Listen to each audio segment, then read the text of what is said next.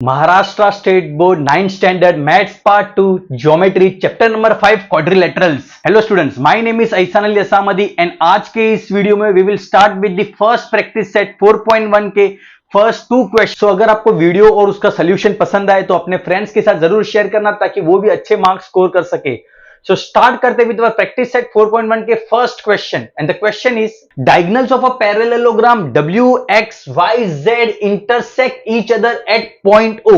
If angle XYZ is 135 degree, then what is the measure of angle XWZ and angle YZW? Also, if the length of OY is 5 centimeter, then find the length of WY. So इस question को अगर हम पढ़े तो यहां पे एक quadrilateral दिया गया है, वो है जो हमारा पैरेललोग्राम। सो हम सॉल्यूशन स्टार्ट करें हमारा प्रैक्टिस सेट 4.1 के फर्स्ट क्वेश्चन से। उससे पहले हम कर लेते हैं व्हाट इज अ पैरेललोग्राम और उसके कौन से प्रॉपर्टीज है। सो स्टार्ट करते हैं। So quadrilateral having opposite sides parallel. अगर कोई क्वाड्रिलेटरल है आपके पास और उसके अगर ऑपोजिट साइड्स पैरेलल है तो वो होता है हमारा पैरेललोग्राम। सो मैंने एक पैरेललोग्राम यहां पे ड्रॉ किया है आप लोगों के लिए, वो है मेरा ABCD। अब ये जो मेरा पैरेललोग्राम है उसके ऑपोजिट साइड्स पैरेलल होते हैं। सो यहां पे हम पुट कर देते हैं नोटेशन पैरेलल का कि मेरा जो साइड AB है वो साइड CD के साथ पैरेलल है और जो साइड AD है वो है मेरे साइड BC के साथ पैरेलल है। सो द ऑपोजिट साइड्स अगर हमारे पैरेलल होते हैं स्टूडेंट्स तो ये होता है हमारा पैरेललोग्राम। अब इसके प्रॉपर्टीज की बात करते हैं इस पर्टिकुलर पैरेललोग्राम की। तो जब भी हम प्रॉपर्टीज की बात करेंगे तो हमारे सामने 3 उसके पार्ट्स आ जाते हैं और वो कौन से पार्ट्स है। तो सबसे पहले एक होता है उसका साइड्स, दूसरा होता है उसका एंगल एंड थर्ड होता है उसका डायगोनल। सो स्टार्ट करते हैं विद द फर्स्ट वन जो है मेरी साइड्स। अगर एक पैरेललोग्राम की बात करेंगे हम तो उसके ऑपोजिट साइड्स कभी भी कॉन्ग्रुएंट होते हैं। सो यहां पे इस फिगर की अगर मैं बात करूं तो जो साइड AB है वो हमारा कॉन्ग्रुएंट है विद अवर साइड CD और जो साइड AD है that is congruent with side BC। उसके ऑपोजिट साइड्स कभी भी कॉन्ग्रुएंट होते हैं। सो नोट कर देते हैं।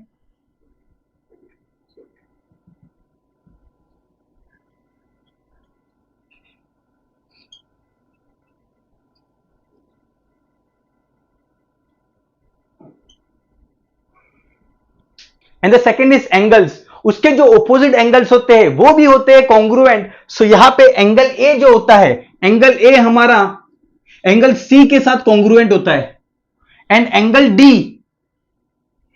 D हमारा कॉन्ग्रुएंट होता है एंगल B के साथ। सो ये हमारा सेकंड प्रॉपर्टी है of angles.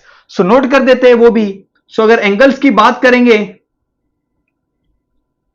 So opposite angles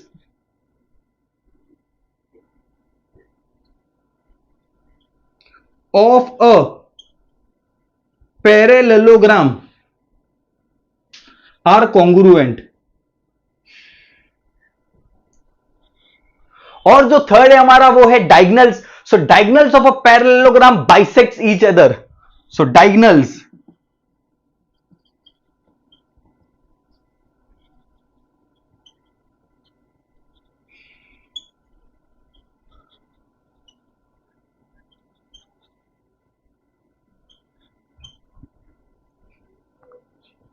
उसके डायगोनल्स बाइसेक्ट करते हैं। सो इस पर्टिकुलर फिगर में हम ड्रॉ करके बता देते थे क्या होते हैं हमारे डायगोनल्स। सो AC मेरा फर्स्ट डायगोनल है, ड्रॉ कर देते डायगोनल AC।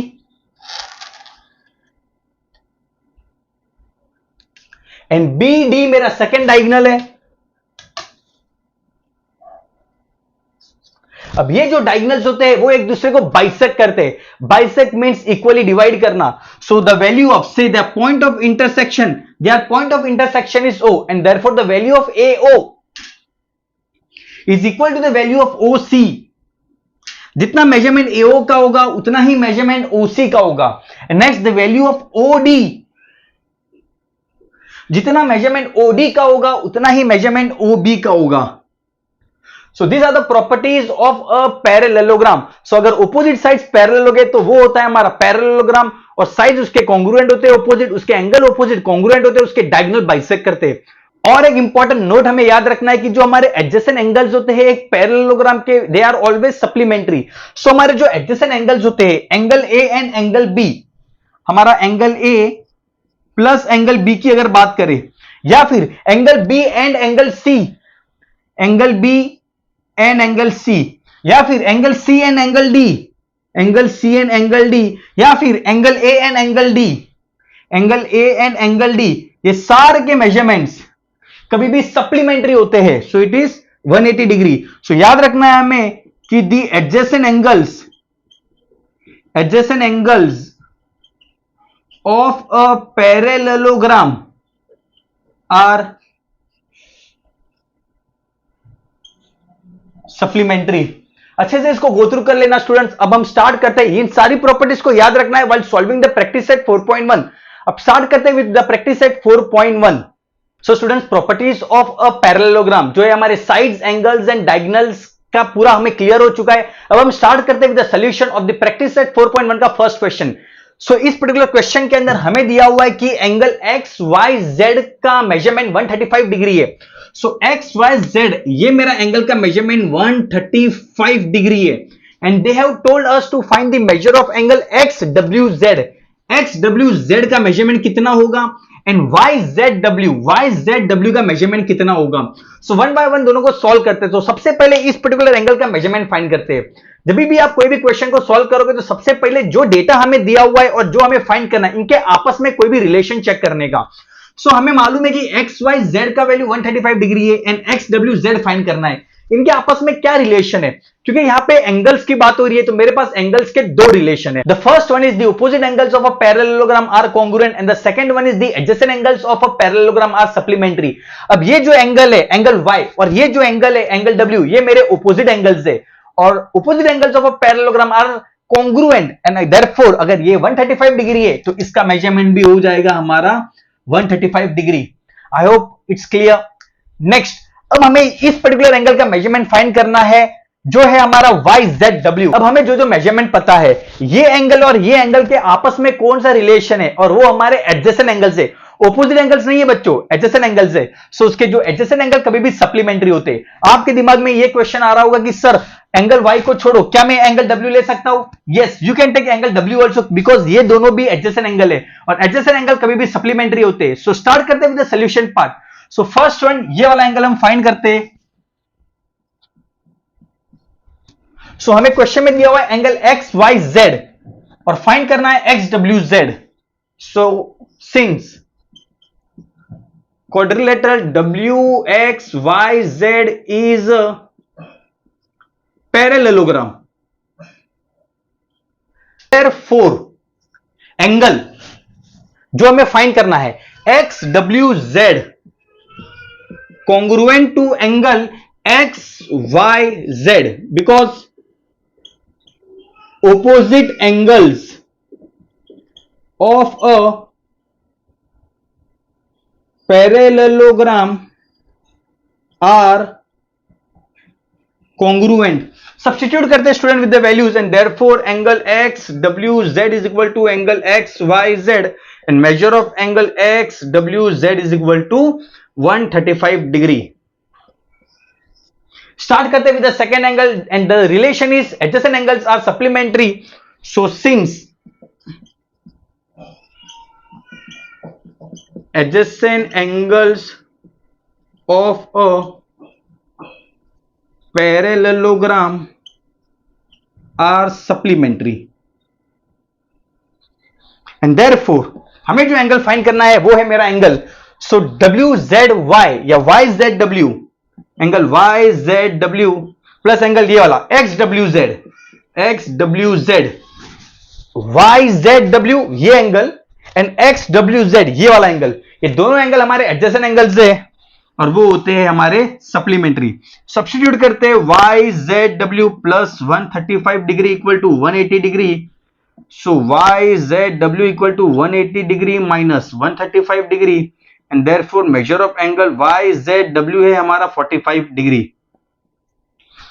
सो यहां पे हमने सेकेंड एंगल भी फाइंड कर दिया। I hope the solution is clear. Start करते with the second part and that is the length of O Y is 5 centimetre. So आप बोलोगे सर फिगर में तो कोई ओ दिख ही नहीं रहा है, सो हमारा जो फिगर है वो इनकम्प्लीट है। कंप्लीट करते हैं diagonals of a parallelogram W X Y Z intersect each other at point O. So diagonals draw करते हैं और इंटरसेक्ट करते हैं एट पॉइंट ओ। ये है मेरा first diagonal and this is our second diagonal और both the diagonals intersect at point O. If the length of OY is 5 centimeter, length of OY is 5 centimeter, then find the length of WY. WY का length find करना है। अब क्योंकि यहां पे diagonals की बात हो रही है, सो डायगोनल के प्रॉपर्टीज को देखते हैं। क्या है डायगोनल के property? Diagonals of a parallelogram bisects each other, वो दोनों को बाइसेक्ट करता है। बाइसेक्ट का मतलब उनका लेंथ सेम होता है। मतलब अगर OY का जो लेंथ होगा, जितना लेंथ OY का होगा, सेम लेंथ OW का भी होगा। एंड देयरफॉर अगर ये 5 सेंटीमीटर है तो ये भी 5 सेंटीमीटर होगा। एंड देयरफॉर WY का मेजरमेंट कितना होगा? OY प्लस OW, मतलब हमारा टोटल मेजरमेंट होगा 5 प्लस 5 10 सेंटीमीटर। सो आप इस तरीके से भी कर सकते हो या आप डायरेक्टली मल्टीप्लाई बाय 2 करके भी लिख सकते हो। सो स्टार्ट करते हैं कि since diagonals of a parallelogram bisects each other and therefore length of WY is equal to 2 times length of OY. Substitute करेंगे values and that is 10 centimeter length of WY. So यहां पे हमारा third measurement finish होता है। तो start करते हैं with practice set 4.1 का second question and the question is in a parallelogram ABCD if measurement of angle A is 3x plus 12 degree and angle B is 2x minus 32 degree, then find the value of x and then find the value of measures of angle C and angle D.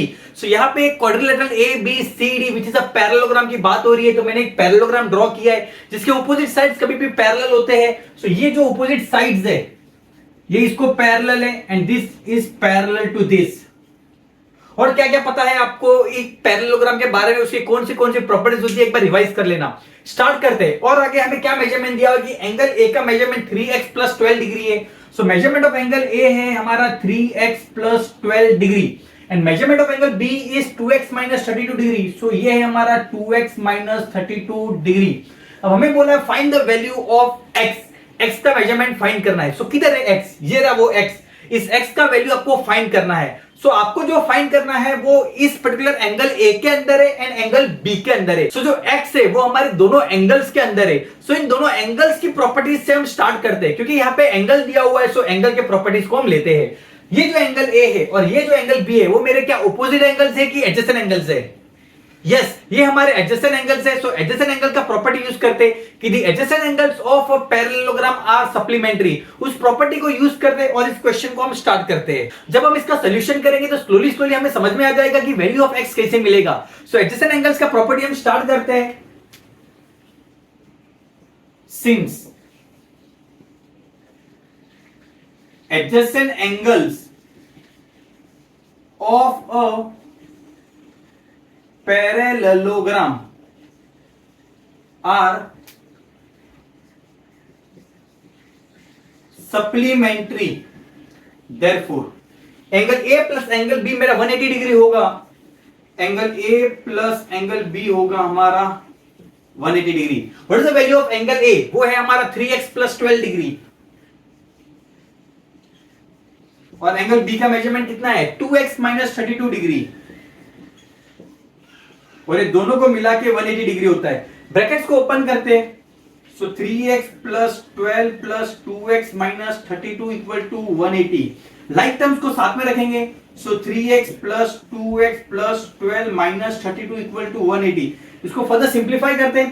3x plus 2x हो गया हमारा 5x plus 12 minus 32 plus 12 minus 32 plus minus minus 32 minus 12 20 and greater number sign equal to 180 and therefore 5x equal to ये जो minus 20 है वो equal के उस तरफ लेंगे क्योंकि नंबर को साथ में रखेंगे और जो वेरिएबल के साथ जो नंबर है उनको साथ में रखेंगे।